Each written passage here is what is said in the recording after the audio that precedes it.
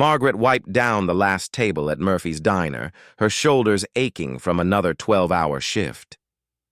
At 42, she had learned that life rarely offered second chances. But sometimes, just sometimes, it surprised you. The rain drummed against the windows as she prepared to close up.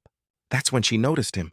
A man in an expensive suit slumped over the corner booth, his dark hair disheveled, his face etched with exhaustion and something deeper. "Regret, perhaps, sir?"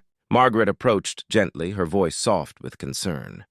"We're closing soon." Thomas Brennan looked up with bleary eyes. The successful CEO who commanded boardrooms and million-dollar deals suddenly seemed lost, vulnerable. I can't drive," he admitted, his words slightly slurred. "Had too much to drink after a difficult day." Margaret studied his face. She recognized pain when she saw it. Had worn it herself for years after her husband's death, raising her daughter Emma alone on a waitress's wages. "Where do you live?" she asked quietly. "Riverside Heights," he murmured, naming the wealthy neighborhood across town. Margaret hesitated.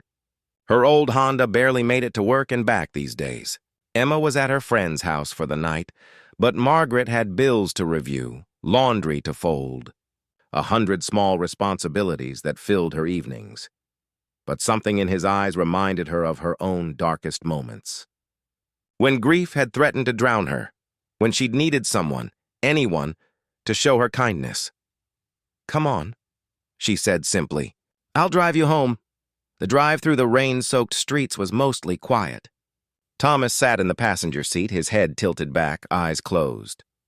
Occasionally he would speak. About pressure, about mistakes, about feeling trapped in a life that looked perfect from the outside, but felt empty within. Margaret listened without judgment, her hands steady on the wheel. She understood loneliness intimately, knew how success could feel hollow when you had no one to share it with. "You have children?" Thomas asked softly as they neared his neighborhood. "A daughter, Emma. She's 15, bright as a penny and twice as stubborn." Margaret's voice warmed with maternal pride. "She wants to be a veterinarian. Studies harder than anyone I know." That's beautiful," Thomas whispered. "You're raising her alone?" "Her father died when she was 7, cancer." The words came easily now, worn smooth by time. "We've managed. We always manage." When they reached his house, a sprawling modern home with perfect landscaping, Thomas didn't immediately get out. "Thank you," he said quietly. "You didn't have to do this." "Everyone needs help sometimes," Margaret replied. "It's just what people do." 3 days later, Thomas returned to Murphy's diner. He ordered coffee and sat in the same corner booth, waiting. When Margaret's shift ended, he approached her carefully. "I wanted to thank you properly," he said. "And I wanted to ask if you'd let me help with your daughter's college fund." Margaret's back straightened. "That's very kind, but we don't need charity." "It's not charity," Thomas said quickly. "It's gratitude. You showed me kindness when I was at my lowest. Real kindness with no expectation of return. That's rare in my world." Over the following weeks, Thomas became a regular at Murphy's.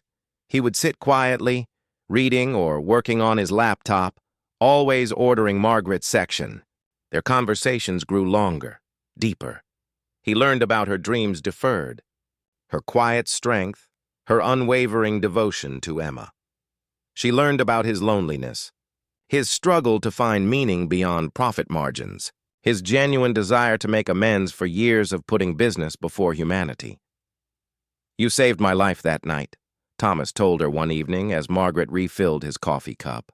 "I was ready to give up on everything. On myself." "You saved your own life," Margaret replied gently. "You just needed someone to believe it was worth saving." Their friendship blossomed slowly, carefully. Two wounded souls recognizing something precious in each other. Thomas began helping Emma with her college applications, sharing his business knowledge freely. Margaret helped him rediscover simple pleasures. Cooking dinner, watching old movies, finding joy in small moments. The night Thomas asked Margaret on their first official date, she was terrified.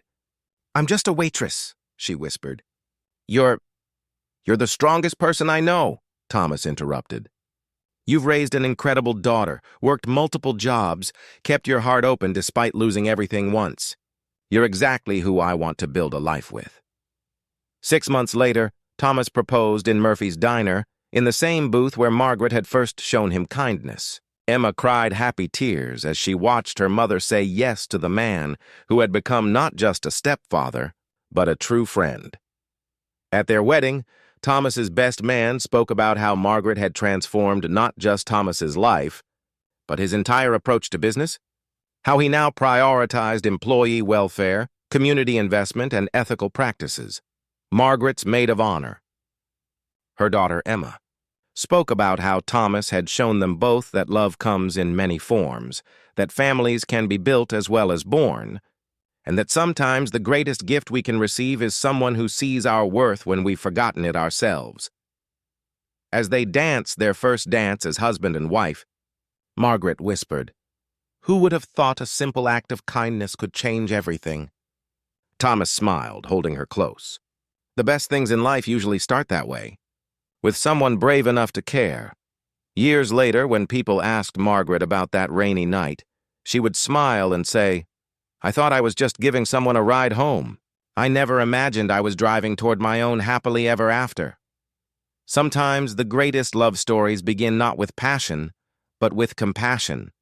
Not with grand gestures, but with simple human kindness. And sometimes, when we're brave enough to help a stranger, we discover we're really saving ourselves.